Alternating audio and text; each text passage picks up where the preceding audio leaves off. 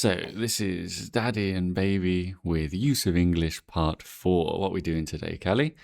Use of English Part 4. It's tricky. We're going to learn some expressions because some are just expressions and you can't learn all of them, but we're going to look at some that I have seen on lots of exams that you can learn. As always, this is the tricky series, so today we're starting with some riddles. Pause the video. You know, you're with your friends, you're talking about these fun little riddles. Some of them you know, some of you don't. Some of them are very satisfying to answer. You're going to get the answers to these 6 riddles at the end of the video. But we're going to get on with our use of English to start. So you may have seen this in the thumbnail. Pause the video. You have got 6 words maximum because we're working at C1, the C1 rules for these videos. Complete the second sentence so it means the same as the first using the keyword come. Here comes the answer. It will come as no surprise to you to hear that England lost. We use this expression with other verbs as well, or with other adjectives. I mean, it can also be other verbs. It can strike you as something. But to come as a surprise, a shock, a disappointment, a relief. And a similar phrase would be much to his surprise. And you can see the to here to go with the person. It comes as a surprise to me, to you, to him, and so on. So it's a common one that you need to be familiar with. Number 2. How many times have we looked at this? You should be getting something ringing with familiarity in your mind when you see no sooner. Here comes the answer. Of course, this is inversion. No sooner had they set up the company than problems began. We are looking for these inversion phrases. No sooner than, and then had they. Not they had. No, we have inverted the subject and the verb, which also happens with other common C1 phrases like on no account, should you do it, under no circumstances will you, seldom have I, and so on. Super common expressions that you just need to know for C1 Use of English Part 4. Number 3. Have a guess for this one. Have a go. Try and use a bit of logic to figure out what it's trying to say. Something's about to happen with the word verge. Could be the word point, if that's a little clue. Here comes the answer. If it's about to happen, it's on the verge of happening. On the verge of, on the point of. It's due to happen. It's going to happen soon.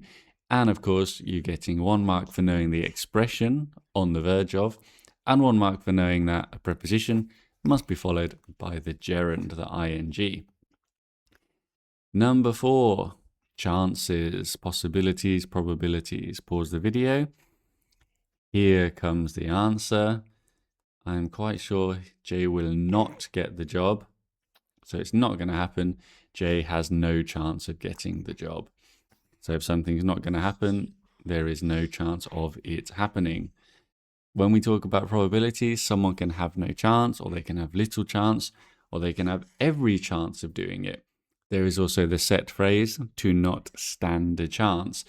Doesn't work here, does it? Because we can't say Jay does not stand a chance of getting 7 words. Doesn't fit. So be careful with that as well. Our penultimate phrase. Yeah, this is a super common phrase that you should probably know, to be honest, if you've got that level of English from watching my videos and reading and watching series. If you're not involved with the phrase do, here comes the answer. You don't want to have anything to do with it. That has nothing to do with me, means it's not related in any way. And of course, I don't want to have anything, single negatives in English. We avoid double negatives in Cambridge exams. To have little or nothing to do with something. Other phrases with nothing, you might also find nothing more than. I like nothing more than walking on the beach. Meaning, I like it a lot. It's the maximum because there's nothing more than that. So little nothing phrases, or even the 0 no is also related to that, which we've looked at in other videos, where you say, I have no intention of doing it. It means I have 0 intention. Or there is no reason, there's 0 reason. So your negatives there. Your final Use of English Part 4 phrase.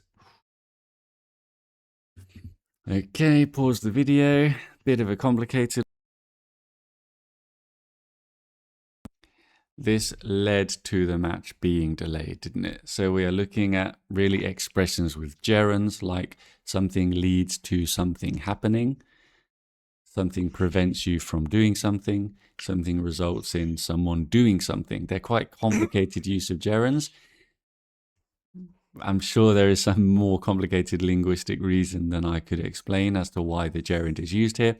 I'm just going to say, in the spirit of this video, they are expressions that you need to know. Leads to something happening, results in something happening, prevents someone from doing it. That one's a bit easier because you can see the preposition. These ones are a bit more complicated because they're preceded by subjects or objects in this case, and verbs and nouns and so on. But learn these common gerund expressions. Okay, you've done a bit of practice. Here's some more. Here's some common C1 Use of English Part 4 expressions that you might find on the exam. Pause the video, take 5-10 minutes, try and get your 2 marks for each question, try and work out what they might be. I'm going to tell you the answers now because Callie's being very patient. She's being very good. I can't believe we're going to get through a whole video. And number 1, if you don't care, it makes no difference to me. We need that to as the correct preposition. Number 2, not as good. It didn't live, or we could also say doesn't make any difference. It didn't live up to his expectations. He will obviously. If something's obvious, then it goes without saying. Common expression. Number 4, if you can't say what's going to happen, if you don't know, there is no telling. That one's a bit of a C2 favorite expression, that one, if you make it a bit longer. Oh, it got very late. You didn't keep track of time. See, these are just expressions that could be on the exam. There's no way that's going to be on another exam, but that's the kind of thing that I'm just showing you what could be on the exam. So you need to have an idea of these expressions through your reading and your consumption of English media. And the last one, oh yeah, this is very common. If you can only do this, then you have no choice but to do it. So he had no choice or no other choice but to do that. Okay, we finished with our riddles. You can catch a cold, of course. Nice little use of English there, isn't it? You don't throw a cold, but you do catch it. If you pass the person in second, you are now in second because you were in third and then you went to second. A sponge has got holes in it. A 4-syllable word that's always pronounced incorrectly. Incorrectly. Number 5, this is the toughest one. It's ton, isn't it? If you read it forwards, then it's heavy because it's a ton. And if you read it backwards, it is not. And the last one, another little word trick, minute, moment, 1,000 years. It's the M.